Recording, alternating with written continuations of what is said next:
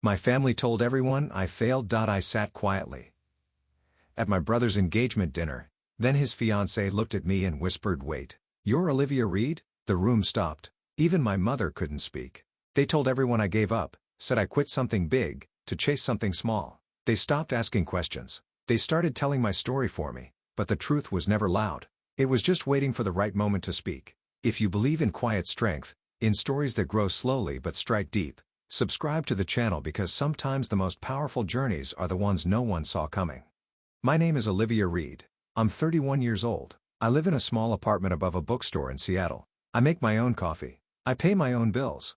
And, apparently, I'm still the family disappointment. I was supposed to be a doctor, the smart one, the overachiever, the golden child, at least until I wasn't. I dropped out of med school in my second year. It wasn't drugs or drama or scandal, just burnout, pure and simple. The kind that hollowed me out from the inside.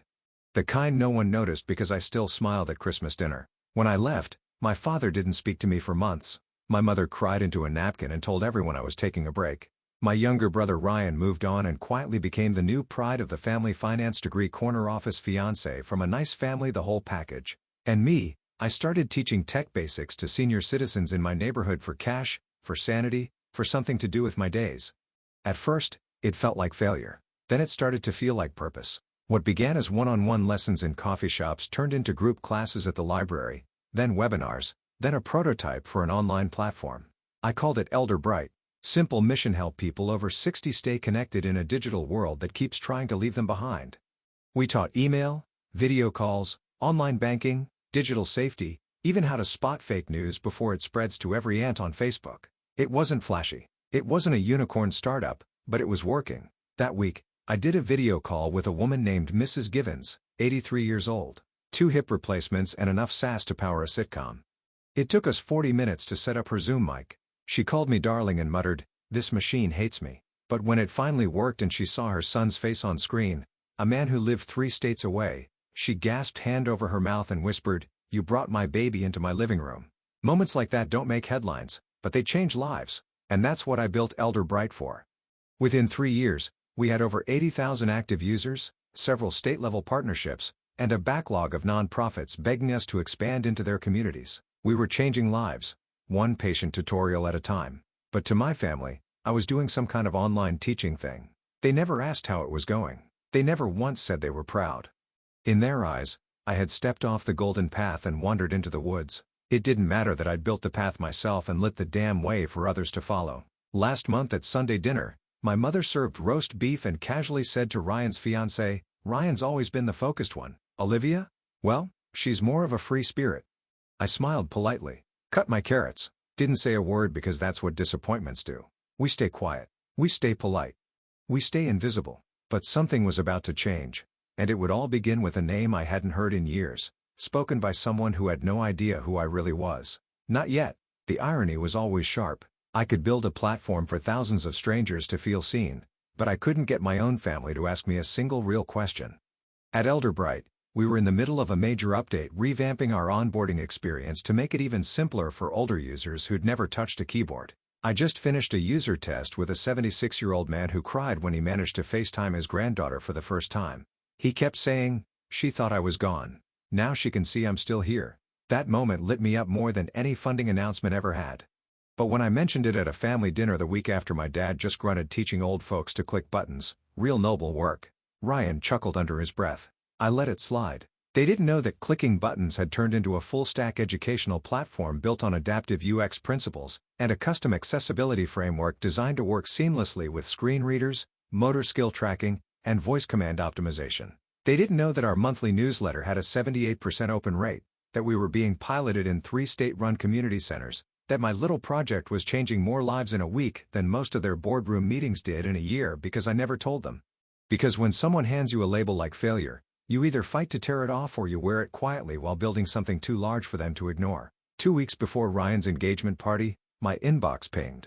Subject line, Amanda C. Testimonial submission. Amanda, that was Ryan's fiancée. I clicked. It was a video 90 seconds long submitted through our Stories That Shine campaign where users or their family members could share the impact of Elder Bright. In it, Amanda sat in a softly lit living room holding the hand of a smiling older woman. "This is my grandma Margaret," she said. She lost my grandpa last spring, and it was a really lonely time for her. But thanks to Elderbright, she was able to stay in touch with all of us video call every week, even learn how to use online grocery apps. It gave her back some confidence, and it gave us her. I froze. Amanda didn't know who I was, didn't connect the name. She just knew Elderbright helped her family. I watched the video twice, then a third time. Her grandmother looked directly into the camera at the end and said, "Thank you, Olivia. You helped me feel human again." That night, my mom called. "Don't forget the engagement dinner is Saturday. We want everything perfect." I wasn't sure if I should come, I said. "Why wouldn't you?" she asked, though the question came out too quickly. "Because I'm not sure I belong." A beat of silence. "Then just don't talk about your website thing too much. Okay." Amanda's family is very professional. Ivy League types. I nearly laughed. "Got it," I said. No mention of buttons. She didn't get the sarcasm. I hung up and stared out the window of my apartment, watching Seattle's lights blink in the rain. My mother had no idea that her son's fiancé had thanked me publicly, emotionally, for giving her grandmother a way to feel connected again. And I had no intention of saying a word about it, not yet, because sometimes, it's better to let the truth introduce itself. The week of the engagement party, I didn't touch the RSVP card. I knew they expected me to show up, smile politely, and stay in the corner like a faded photograph still there, but easy to overlook. I told myself I'd go for Amanda, for the grandmother who said I made her feel human again, not for my family. At a cousin's barbecue a week before the party, someone asked me, "So still doing your little internet thing?" I smiled, nodded, bit my tongue. My mom standing right there didn't correct them, didn't say I had staff or users or grants. She just offered them more potato salad, and I stood there holding a paper plate pretending I wasn't shrinking. Never again for them. At the office, we were finalizing a partnership with the Washington State Library System. Elderbright would be piloted in 12 rural branches, places where seniors had more goats than broadband. It was real impactful work. Meanwhile, at home, my mother was choosing napkin colors and emailing me photo references for appropriate dresses with the note "No black, no pantsuits." Something feminine this time. I stared at the message like it had teeth. My mother loved control, especially over women who refused to be controlled. Friday, the day before the party, I stopped by a local coffee shop to meet our newest intern, a young coder named Jamie. She was 19, brilliant, and full of questions about UX for aging populations. While we chatted, a woman from the next table leaned over and said, "I'm sorry to interrupt, but are you Olivia Reed? From Elderbright?" I blinked. "Yes." "Oh my gosh," she said smiling. "My dad's been using your platform for months. He sends me memes now." Memes. I didn't even know he knew what a meme was. Jamie looked at me like I'd just grown a cape. "You didn't tell me people recognize you." "They usually don't," I said. But the truth was, it was starting. More emails, more testimonials, a podcast invite, a quiet buzz. Outside my family's narrow lens, I wasn't invisible. I was rising. That night, I couldn't sleep. I kept replaying Amanda's video in my head. The way she looked at her grandmother, the sincerity in her voice. She didn't know me, not personally, but she had trusted something I built. Something born out of pain and failure and reinvention. And that trust, it was pure, earned, undeniable. Unlike the love I kept trying to earn from people who refused to see me. At 3 a.m., I got up and pulled out a dress. Not black, not a pantsuit. A dark emerald green sleeveless clean lines, elegant and simple. Mine. I packed Amanda's testimonial video on a USB drive. Not to show, just to carry. A quiet reminder that sometimes the waves we create go farther than we ever imagined, reaching people we've never met and pulling back the ones who thought we'd disappeared. The restaurant was glass and gold, the kind of place where the lighting was dim on purpose, and the bread came with truffle butter. I arrived 10 minutes early. I always do. My mother looked surprised when she saw me. "Oh, you came. You asked me to," I said simply. "Well, I'm glad." She wasn't. I could see it in her eyes, the tight smile, the glance at my dress like it was one shade too bold, 1 inch too defiant. I took my seat near the end of the table, far enough to be out of focus, just how they liked it.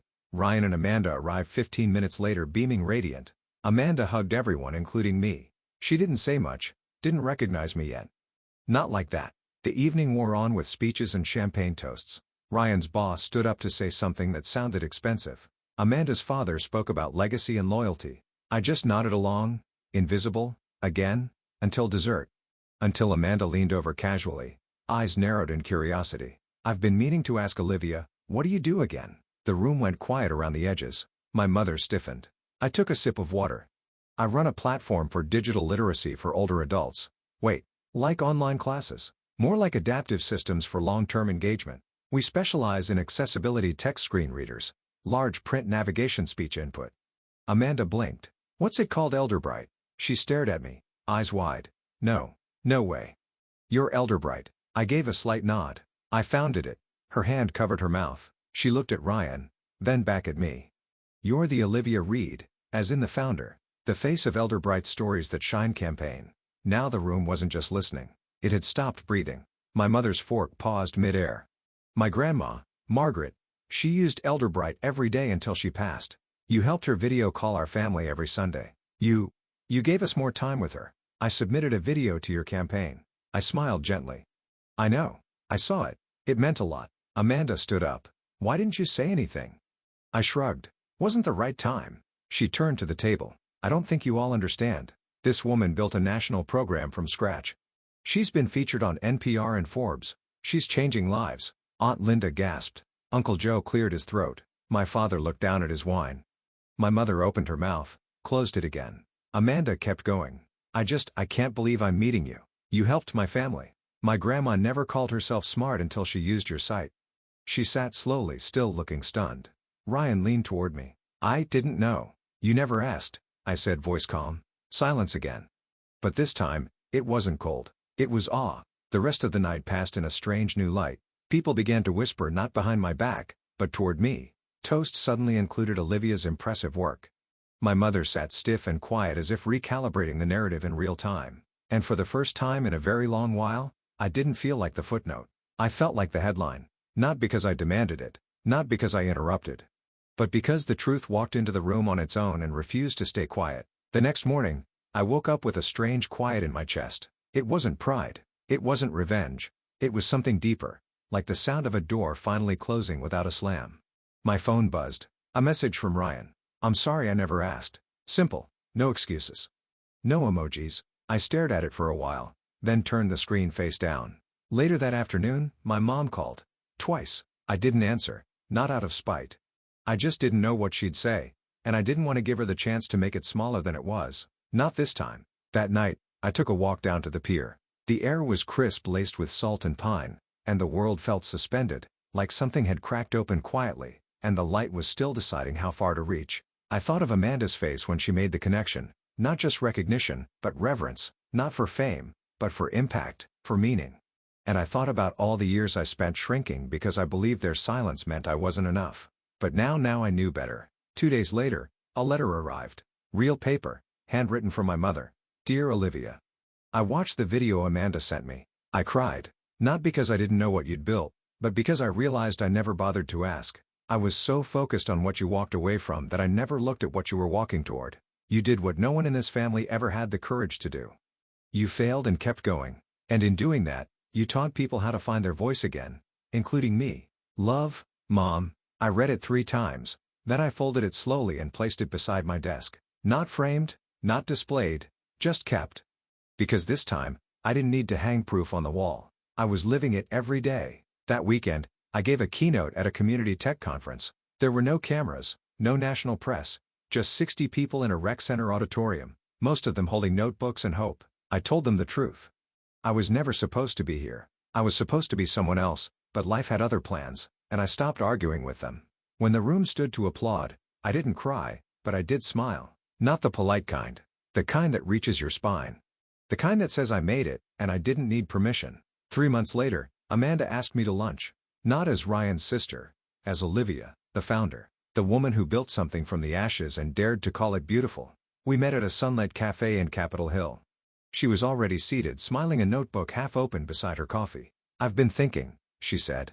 There's a foundation I volunteer with. They fund social impact startups, especially those led by women. I showed them your work. She slid the notebook toward me. Inside, notes, numbers, potential connections. If you're ready to scale, I think we can help. I didn't blink. You don't owe me anything. She shook her head. This isn't about debt. It's about belief. You gave something to my grandmother I never could. I just want to see where else your light can reach. And for once, I let someone believe in me without flinching. That summer, Elderbright launched its first nationwide campaign. We called it Digital Dignity. Workshops in public libraries, training hubs in community centers, free programs for veterans and underserved seniors.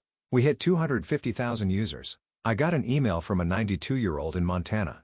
Your platform helped me apply for a passport online. I'm flying to see my great-granddaughter next month. I've never flown before. Thank you for giving me that first step. I sat with that message for a long time, not as validation, but as a reminder. Every quiet effort matters. At Ryan and Amanda's wedding, I wore a navy jumpsuit. No one blinked. My mother introduced me to her friends as my daughter, Olivia. She runs a national nonprofit. The label wasn't perfect, but it was a start. Later, she pulled me aside holding a glass of white wine and emotion. You always walked your own way, she said. I used to think that meant you were lost. Now I see. You were just walking ahead. We didn't hug, but we stood beside each other longer than we ever had, and that felt like enough. That night, I stood under a canopy of fairy lights watching people dance. Ryan walked over, hands in his pockets, a little nervous. Amanda tells me you've been invited to speak at Google. That true next month? You gonna brag about being my sister? I laughed. You gonna brag about being mine? He grinned. And just like that, the past loosened its grip. 2 weeks after the wedding, I sent Ryan and Amanda a small package. Inside was a handwritten note and a USB drive. On the drive was a custom-built version of Elderbright, personalized for the assisted living facility where Amanda's grandmother had spent her final years. Lifetime access, no fees, full tech support. I didn't tell anyone. There was no press release. No credit. Just a simple note that said some connections outlive misunderstanding. Thank you for helping mine find her voice.